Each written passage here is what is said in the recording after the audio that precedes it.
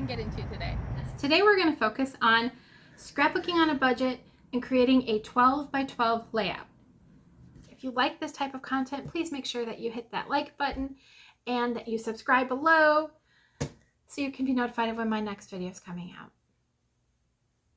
The paper that I'm using today for my layout is from Simple Stories. It's the Stars and Stripes collection, but you could do this with anything from your stash. If you're like me, you get a ton of these and you're like, well, I don't know what to do with them. I can't use them all. So what I like to do is I like to use them for journaling purposes. Cut one out, flip it over, adhere it to an index card. I like to distress the sides, right? Add some washi tape to it and a sticker for embellishments. And this is a perfect place for me to journal. And then I just tuck it behind my picture. You can stick it out a bit further, or if you want to hide it more, it would require somebody to actually pull it out. So also great if you want more private thoughts or hidden journaling. The next thing I like to do is bling out my tags. Again, I go for the bright and the sparkly. If you like it more subdued, then great, go for it. But I've also pulled out my trusty Christmas ribbon.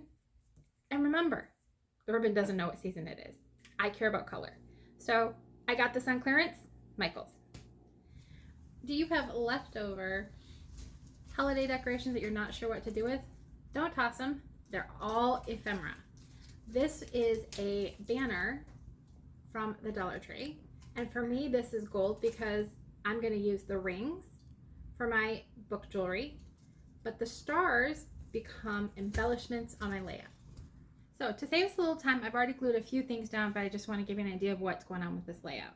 I am in love with giant tags. They not only are fun to create, but you can decorate them in so many ways. And I'm so used to putting a lot of stickers and flowers on them, but they're also a great place to put your photos. So another thing that I love to do is go to Joann's, and I like to pick up these are the Park Lane envelope seals, and they come with 30 of them with the stars. But I'm going to show you how to turn 30 seals into actually 60 stickers. And the way that I do this is you've got your obvious stickers, right? Take it, plunk it down, wherever you'd like it to go, right? But don't forget about the negative. So what I mean by that is we're going to take this and we're going to actually cut out this star.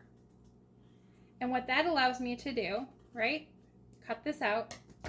Is I now have another star, and what's really fun about this is you could actually tuck a photo underneath it, another pattern paper, and then adhere it as an embellishment anywhere that you would like. Another fun find that I got from the Dollar Tree store was yarn. They are yarn obsessed, and I like to use the yarns as fibers in place of ribbon.